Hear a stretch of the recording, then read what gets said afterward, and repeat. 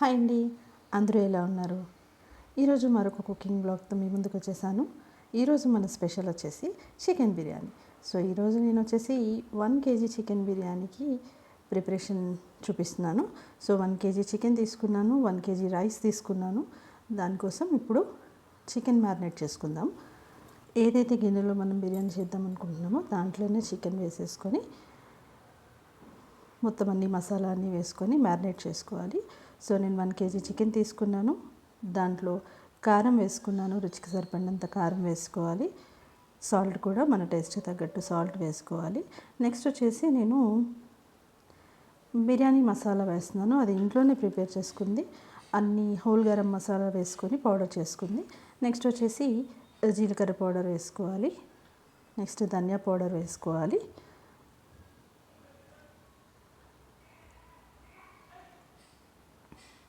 Next పసుపు వేసుకోవాలి.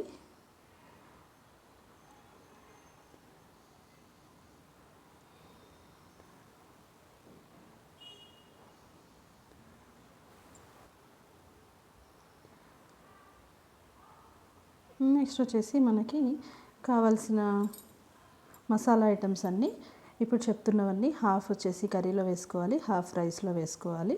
So షాజీరా, కొంచెం షాజీరా, ఒక 7-8 లవంగా ముగ్గలు తీసుకోవాలి.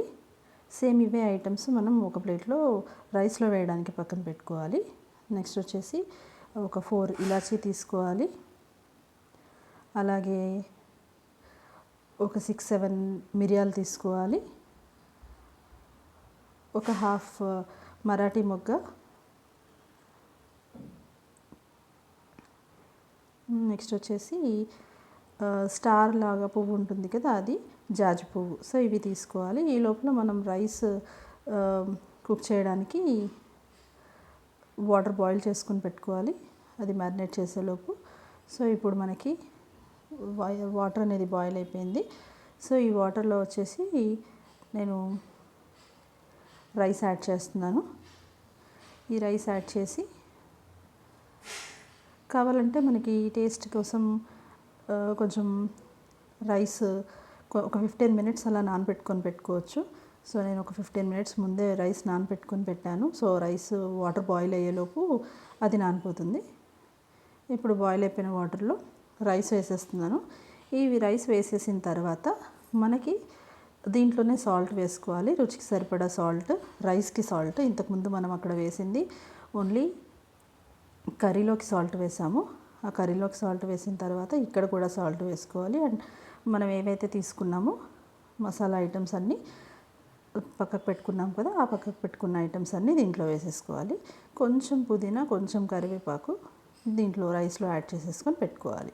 సాల్ట్ వచ్చేసి మనం ఇక్కడ అడ్జస్ట్ చేసుకోవాలండి. సాల్ట్ కొంచెం ఎక్కువే ఉండాలి రైస్లో. దీంట్లో ఇప్పుడు మనం టేస్ట్ చేస్తే రైస్లో ఎక్కువ సాల్ట్ ఉండాలి. ఎందుకంటే మనం గంజివార్ చేస్తాం కదా, గంజివన్ చేస్తాం కాబట్టి మనకి రైస్లోకి సరిపోతుంది. మన రుచికి సరిపడా సాల్ట్ వేసుకోవాలి. నెక్స్ట్ వచ్చేసి ఇక్కడ కొంచెం ఒక స్పూన్ ఆయిల్ వేసుకుంటున్నాను. ఈ రైస్ ఉడికేలోపు ఆల్రెడీ కర్రీకి తీసి పెట్టుకున్నాం కదా, సో ఇవన్నీ ఇప్పుడు ఒకసారి మిక్స్ చేసి పెట్టుకుందాము. యాక్చువల్గా నాకు టైం లేక నేను మ్యారినేట్ చేసిన దాన్ని సపరేట్గా పెట్టలేదు. మీకు టైం ఉంటే ఒక 1 అవర్ 2 అవర్స్ బయట కానీ ఫ్రిడ్జ్లో కానీ మొత్తం అన్నీ కలిపేసి పెట్టుకున్నారు అంటే టేస్ట్ ఇంకా చాలా బాగుంటుంది, చాలా జ్యూసీగా వస్తుంది. మనకి రైస్లోకి కూడా మసాలా ఐటమ్స్, మసాలా గ్రేవీ చాలా వస్తుందన్నమాట. సో ఇప్పుడు దీంట్లోకి మనం నిమ్మకాయలు వేసుకోవాలి. నేను వచ్చేసి 1 కేజీ చికెన్కి 3 నిమ్మకాయలు వేసుకుంటున్నాను. ఒక చిన్న సైజులో ఉన్న నిమ్మకాయలు ఒక 3 వేసుకుంటున్నాను. పెద్ద నిమ్మకాయలు అయితే 2 అయితే సరిపోతాయి. సో దీంట్లో నిమ్మకాయ వేసుకోవాలి. నెక్స్ట్ అల్లం వెల్లుల్లి కూడా వేసుకోవాలి. ఒక 2-3 స్పూన్స్ అల్లం వెల్లుల్లి వేసుకోవాలి.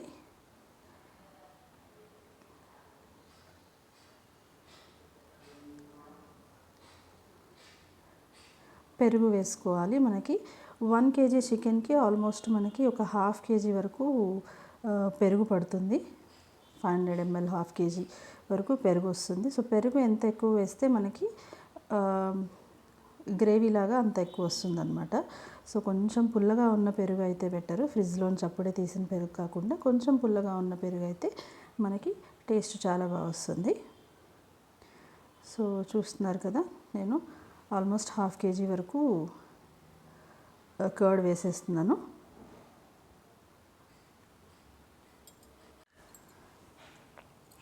సో హాఫ్ కేజీ వరకు పెరుగు వేసేసుకుంటున్నాను. నెక్స్ట్ వచ్చేసి నిమ్మకాయ రసం తీసుకుంటున్నాను. నిమ్మకాయ రసం కూడా దీంట్లో యాడ్ చేసుకొని నీట్గా కలిపేసుకోవాలి మొత్తం అంతా.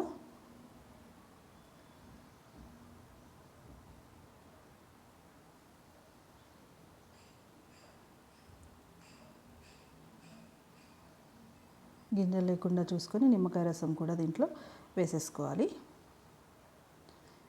ఇది మొత్తం వేసేసుకున్నాక మొత్తం అంతా మనం చేతితోటి మొత్తం అంతా కలిపేసేయాలి. సో ఇది కలిపిన తర్వాత మనకి టేస్ట్ సరిపడిందా లేదా అనేది సాల్ట్ కానీ కారం కానీ ఇలాంటివన్నీ ఈ స్టేజ్లో మనం చెక్ చేసుకోవచ్చు. లేదు అంటే ఒక 2 మినిట్స్ స్టవ్ మీద పెట్టి ఆ తర్వాత అయినా చెక్ చేసుకోవచ్చు. సో దీంట్లో 1 కేజీకి నేను ఆల్మోస్ట్ ఒక 4 స్పూన్స్ దాకా నేను ఆయిల్ వేస్తున్నాను. 4 స్పూన్స్ దాకా ఆయిల్ వేసి కొంచెం నెయ్యి యాడ్ చేస్తున్నాను. నెయ్యి ఫ్లేవర్ ఇష్టం ఎక్కువ ఉన్న వాళ్ళు కొంచెం ఆయిల్ తగ్గించుకొని నెయ్యి ఎక్కువ వేసుకోవచ్చు. లేదు అంటే నెయ్యి తక్కువ వేసుకొని ఆయిల్ ఎక్కువ వేసుకోవచ్చు. సో అది మీ టేస్ట్ని బట్టి ఎలా కావాలంటే అలా వేసుకోవచ్చు. సో నేను ఒక స్పూన్ వరకు నెయ్యి వేసుకున్నాను. 4 స్పూన్స్ వరకు 4 స్పూన్స్ వచ్చేసి ఆయిల్ వేసుకున్నాను. సో ఇదంతా మిక్స్ చేసేసి పక్కన పెట్టేసుకుందాము. సో దీన్ని ఒక 1-2 అవర్స్ అలా మూత పెట్టేసి పక్కన పెట్టేస్తే మనకి టేస్ట్ చాలా బాగుంటుంది. ఇప్పుడు దీంట్లో వచ్చేసి మనకు పచ్చిమిర్చి, కొత్తిమీర, కరివేపాకు, పుదీనా సో ఇలాంటివన్నిటిని పైన అలా వేసేసి మనం దీన్ని పక్కన పెట్టేసుకోవాలి. సో చూస్తున్నారు కదా, నేను ఒక 4 వరకు మిర్చి వేస్తున్నాను. కొంచెం పుదీనా, కొంచెం కొత్తిమీర పైన చల్లేసి పెట్టేస్తున్నాను.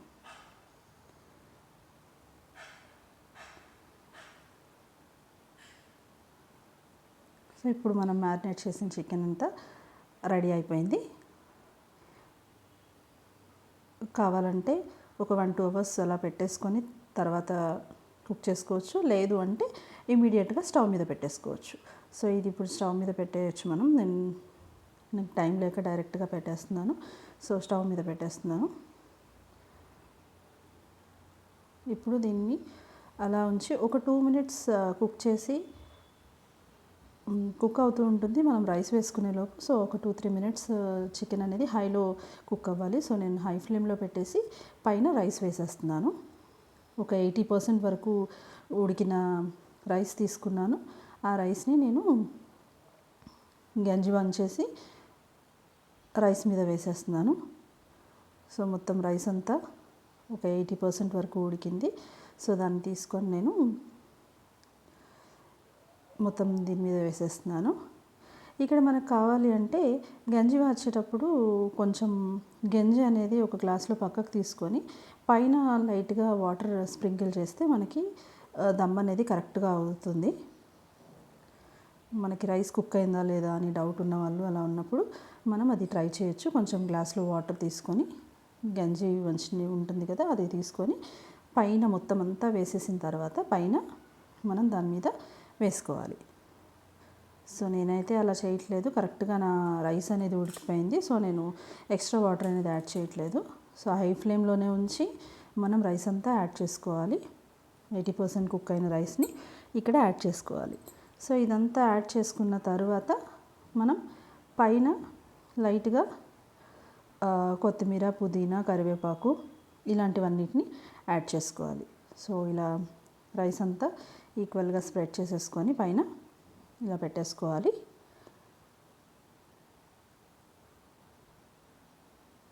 రైస్ అనేది ఉడికిన తర్వాత ఎక్కువసేపు ఉంచకూడదండి. 80% ఉడికింది అనుకున్న తర్వాత ఇమీడియట్గా మనం దమ్ వేసేయాలి. లేదు అంటే చాలా మెత్తగా ఉడికిపోతుంది. బిర్యానీ అనేది మెత్తగా వచ్చేస్తుంది. అంత బాగోదు. సో ఎప్పుడైతే మీరు రెడీ అవుతుంది అనుకుంటారో ఆ లోపల చికెన్ అంతా రెడీగా పెట్టుకోవాలి. ఇమీడియట్గా రైస్ అనేది ఉడకగానే ఇమీడియట్గా దమ్ వేసేయాలి, దాన్ని ఎక్కువసేపు ఉంచకూడదు. సో ఇప్పుడు రైస్ వేయడం అయిపోయింది.